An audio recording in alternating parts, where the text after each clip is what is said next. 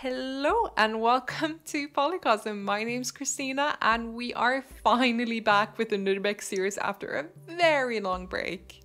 If you don't remember, this is the concept art that Omercan made for the Nurbek, and in this video I'll be taking that concept and translating that into a fully rigged 3D character in Blender.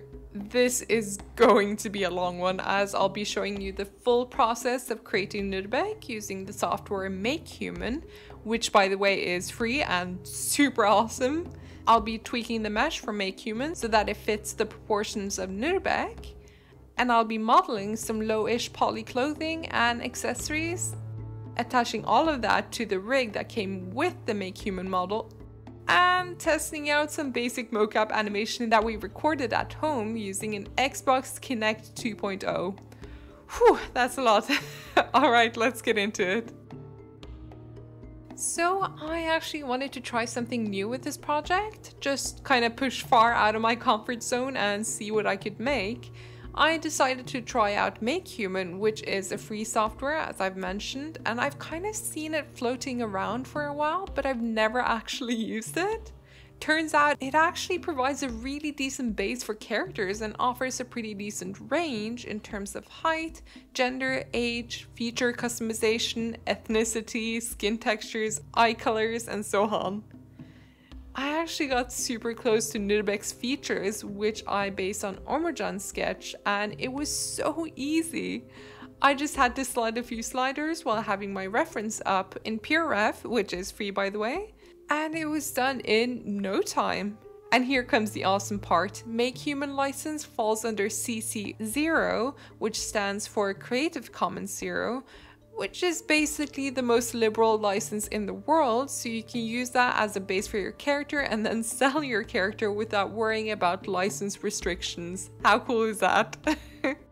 I think the only downside is that the bodies look so incredibly ridiculous and very unrealistic, but I wasn't too worried about that since Nurbek is basically covered in layers of clothing anyway. And to save memory and precious polygons, I'll be using the mask modifier to mask out body parts that won't be seen anyway. They apparently use this method a lot in games to kind of avoid the body kind of clipping through clothing, so you basically end up with a floating head, hands, and feet. But yeah, if your character is supposed to look more realistic, I recommend using DAZ models instead. And if you haven't watched the 3-part miniseries I kind of made on DAZ models in Blender, definitely check it out. Another fantastic thing about MakeHuman is the fact that the export tool offers you a wide range of rigs to choose from. So you can choose a rig more geared towards mocap or a game engine and so on. In the end, I actually ended up using the game engine one as it didn't come with a face rig or toes because I didn't really need that. But it did come with a finger rig, which I needed for Nurbek since he'll be holding a staff. The bones were also more simplified for the rest of the body, which was perfect in my case. For the skin, I chose this old man skin, which in combination with the old Asian look worked really well. Up close, the skin doesn't look like 100% realistic, but we won't be seeing Nurbek that close anyway, so... Once I was happy with the base, I started importing my reference planes, which you can easily drag and drop into Blender, and imported my MakeHuman base using the MHX2 add-on for Blender, which I'll link in the description and pinned comments below.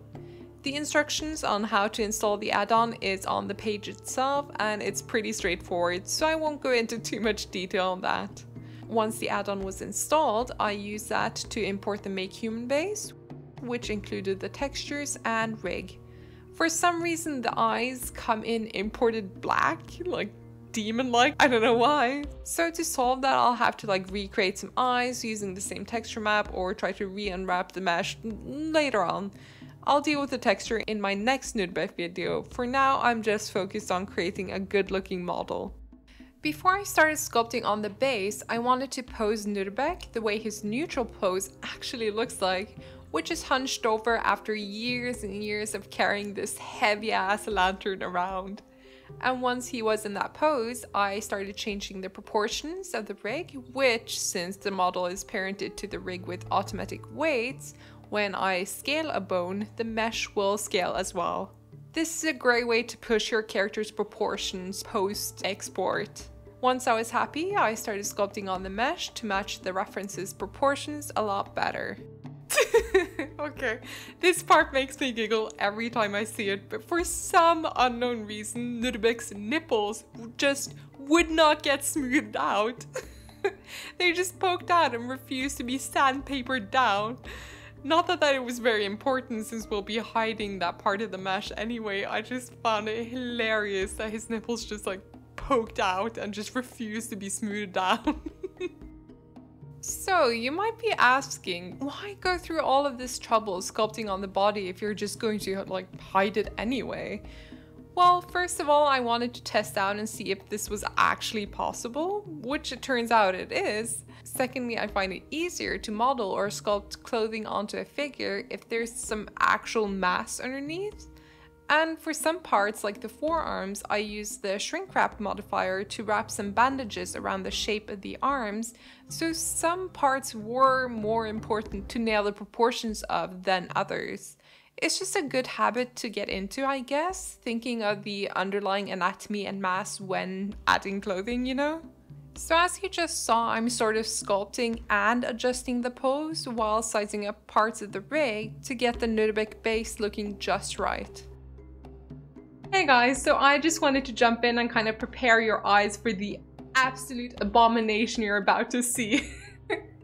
So I've never done like any motion capture, animation, or kind of proper rigging before, so I kind of wanted to do that for this project, and I thought it would be really cool because we're gonna have like kind of like an in-game like cutscene almost kind of thing where you're seeing like everything from like an isometric view. So I thought it would be really cool if we could kind of have Nurbek kind of walking with his like staff and kind of looking around and maybe reaching up and opening up the hatch that's on the lantern behind him. So what I did was that I bought this Xbox sensor, a Kinect 2.0, and I had done a lot of research and I heard that you could actually do very basic motion capture with a Kinect camera, so I thought that would be really, really cool.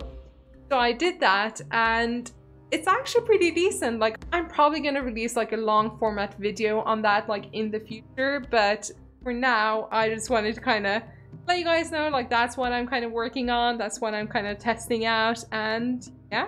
So okay, to the disclaimer, like what I was talking about at the beginning of this video, I kind of had to approach things a bit differently when it came to Nurbek, because normally when you add animation or mocap animation onto a rig, you ideally want them to start out like this, like in a T-pose before you add the animation, and also like standing upright and everything. But the thing is, Nurbek doesn't stand upright. He kind of has this like hunched over like bend to his back. So I was kind of like, how do I approach that? So what I did was that when he was in pose like this, I kind of added all the clothing while he was in T-pose. So I added in the sleeves, the shirt and everything, and then I posed him so he's kind of like bent over, kind of like crouched down almost, and then I started like sculpting on all the clothing like how it's supposed to look. But the thing is, when you do that and then you switch back to kind of rest mode, T-pose, like everything looks so deformed because that's not how it's supposed to look like by default. Like, I could sculpt everything while he was up here, but then when he'd bent over, it just wouldn't look good. Like the folds wouldn't look good, like things would be bulging out and everything. It just looked horrible. So that's why I just wanted to kind of pause the video and kind of explain my thinking, and if there is a better way of doing things, like please let me know. Like, I'm still learning. Don't take what I'm doing as like the ideal example of like how you do this, like don't. But yeah, I hope you enjoy the abomination you're about to see. Here we go. Okay, are you guys ready? Oh boy, look at him. I mean, I did warn you. Luckily, we won't ever see him standing upright like this, but it's just, whew, it's just for the sake of adding mocap. We'll be seeing him hunched over like 100% of the time, so I wasn't too worried about this, but oh, it just looks so ridiculous. But yeah, I find it much easier to start making clothing when the character is neutral like this, so I just had to endure how horrible he looked while working on that.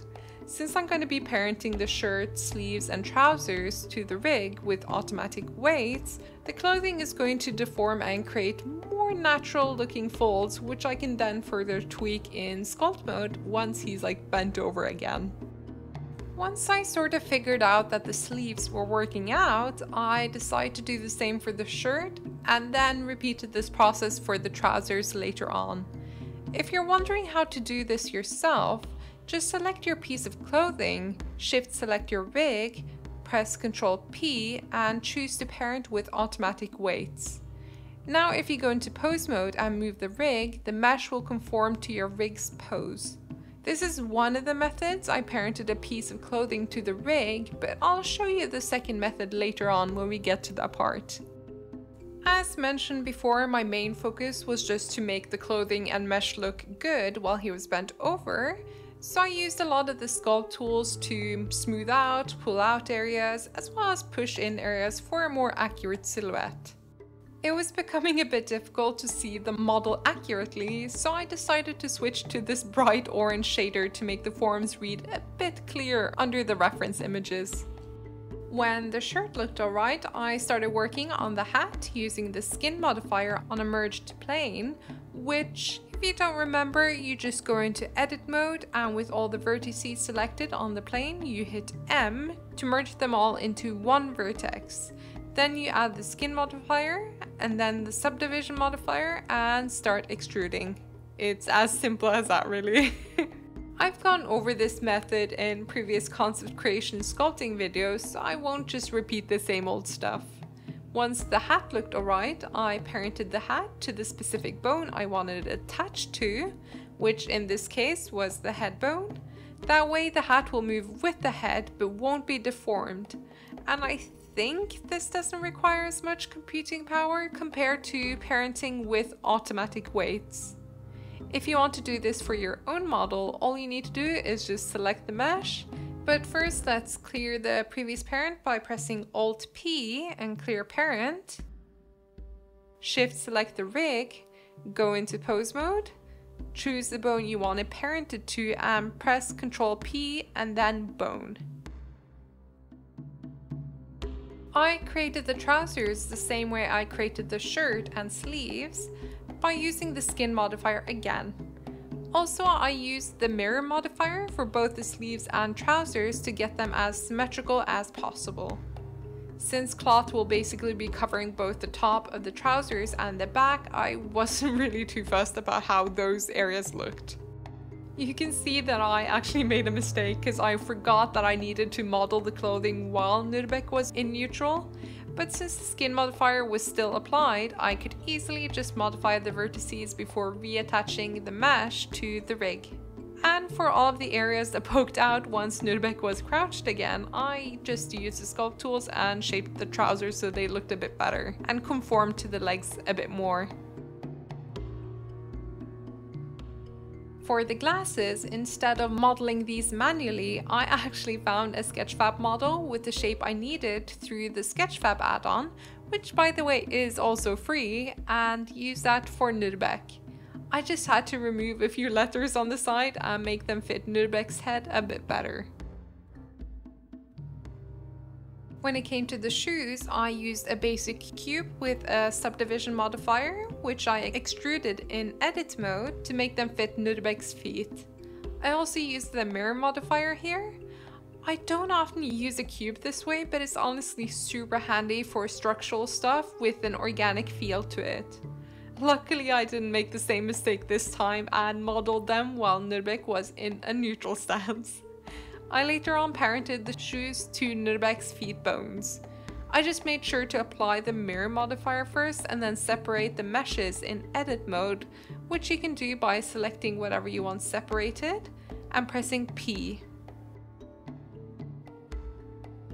Now that most of the base clothing was completed, I started working on some accessories. I honestly find this type of stuff the most fun to model.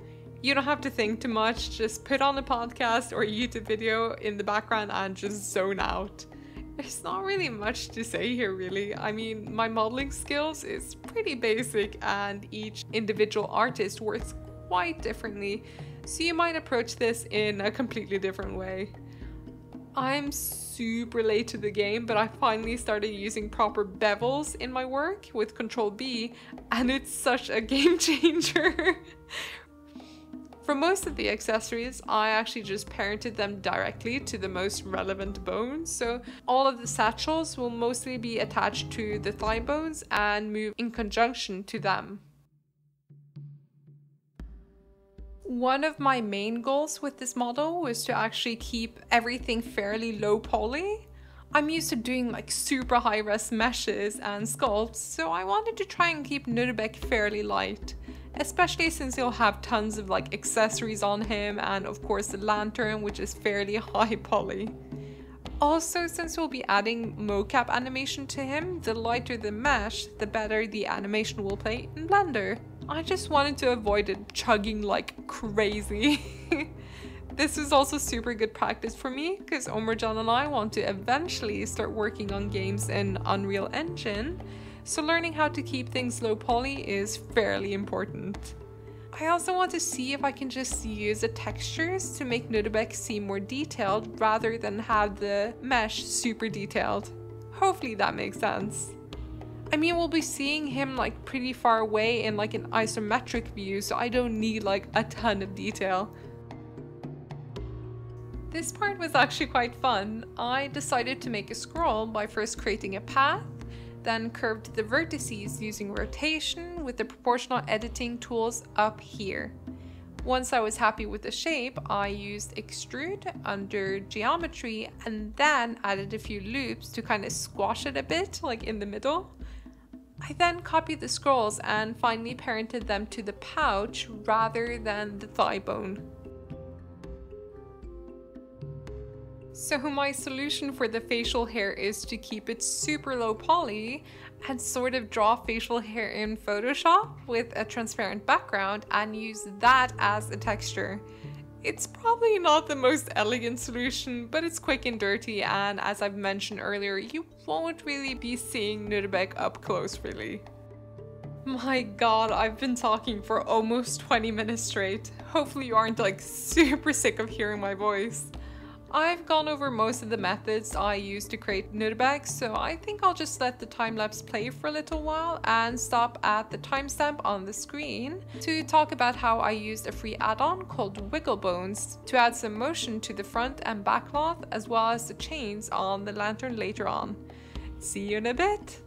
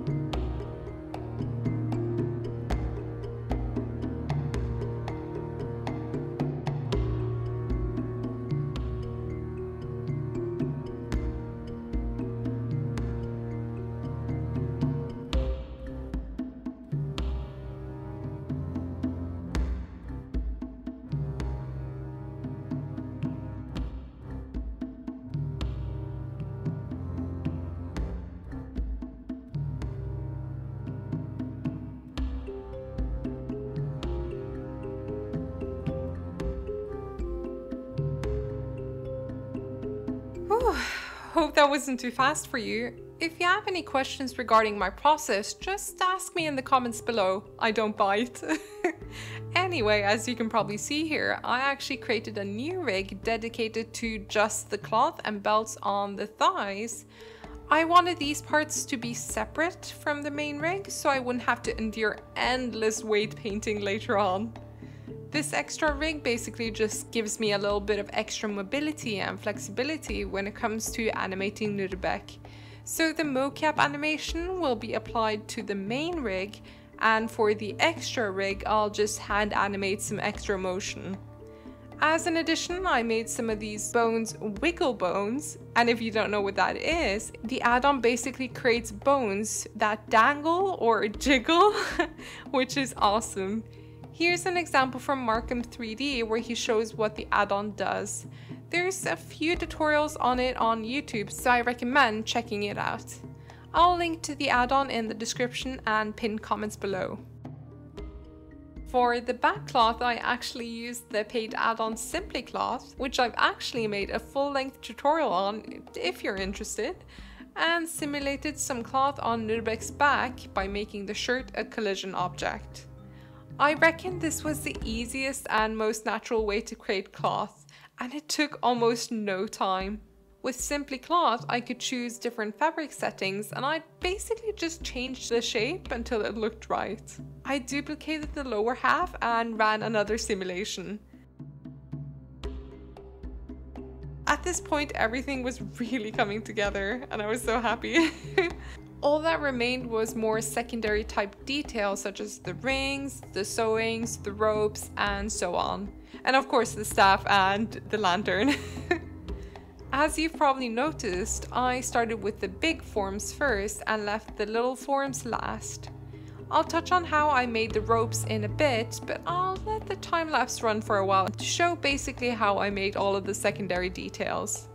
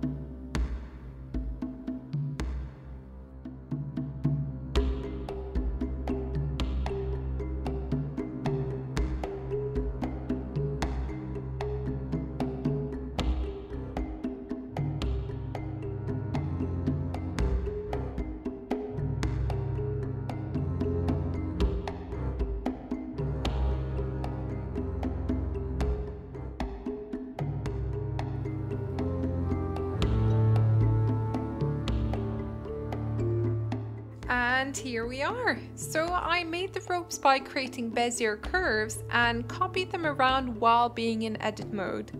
I love curves. You can basically edit them into any shape. It's super easy. Once I was happy with the placement and they intersected all of the rings on the hat, I just adjusted the depth parameter under geometry until I got a nice thickness, and then I went over the ropes again in edit mode.